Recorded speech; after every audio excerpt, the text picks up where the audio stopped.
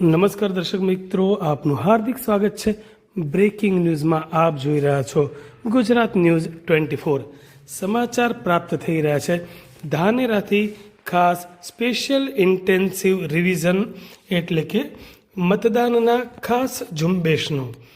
ધાનેરામાં ચૂંટણી પંચે આજે દેશના 9 રાજ્યો અને 3 કેન્દ્ર શાસિત પ્રદેશોમાં સ્પેશિયલ ઇન્ટેન્સિવ રિવિઝનના બીજા તબક્કાના પ્રક્રિયાની શરૂઆત કરી છે.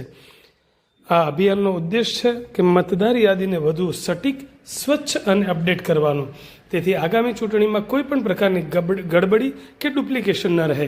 તેના બીજા તબક્કા હેઠળ એન્યુમરેશન એટલે કે ઘરે ઘરે જઈને કામગીરી ચાલુ કરવામાં આવેલ છે. બનાસકાંઠામાં હાઉસ ટુ હાઉસ મતદાર યાદીની ખાસ સઘન સુધારણા કામગીરીનો પ્રારંભ થઈ ચૂક્યો છે. તારીખ 4 નવેમ્બરથી 4 ડિસેમ્બર સુધી BLO ઘરે ઘરે જઈ મતદારો પાસે એન્યુમરેશન ફોર્મ ભરાવશે. તારીખ 7 ફેબ્રુઆરી 2026ના રોજ આખરી મતદાર યાદી પ્રકાશિત કરાશે. બનાસકાંઠા જિલ્લા કલેક્ટર તથા જિલ્લા ચૂંટણી અધિકારી શ્રી મિહિર પટેલના નેતૃત્વ અને માર્ગદર્શન હેઠળ બૃહદ બનાસકાંઠા જિલ્લાના તાબા હેઠળની તમામ 9 વિધાનસભા મતદાર વિભાગોમાં 4 નવેમ્બર 2025થી હાઉસ ટુ હાઉસ મતદાર યાદીની કામગીરીનો પ્રારંભ શરૂ થઈ ગયો છે. મતદાર યાદી વિશે સુધારણા અભિયાનની આજે ઉપસ્થિતિ ભૂપેન્દ્રભાઈ પટેલ મુખ્યમંત્રી શ્રી તથા ભારતીય જનતા પાર્ટી પ્રદેશ અધ્યક્ષ જગદીશભાઈ વિશ્વકર્મા સંદર્ભે વિધાનસભા સહ કાર્યક્રમનો આજે ધાનેરા વિધાનસભામાં 9મા વર્ચ્યુઅલ બેઠક યોજાઈ, જેમાં કાર્યક્રમનું લાઈવ પ્રસારણમાં પણ માર્ગદર્શન આપવામાં આવેલ. તમામ પાર્ટીના કાર્યકર્તાઓ, BLO ધાનેરા અને દાંતીવાડાના તમામ શક્તિ કેન્દ્ર તેમજ કાર્યકર્તાઓ હાજર રહ્યા હતા અને સરકારના કામમાં કેવી રીતે મદદરૂપ થવું તે બાબતનું ધ્યાન રાખ્યું હતું.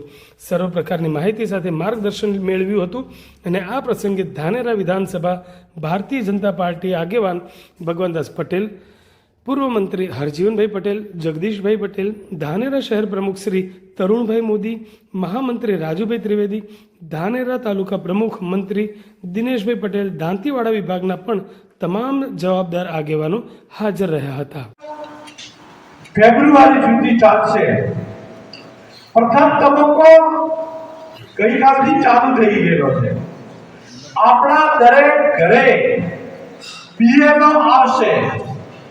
BLO એટલે સરકારે મૂકેલા કોઈ પણ અધિકારી અને પાર્ટી મૂકેલા BLO1 એ તાલુકા લેખ અને BLO2 એટલે બુથ દીઠના આપણા અધિકારી, તમે અધિકારી કહેવાઓ.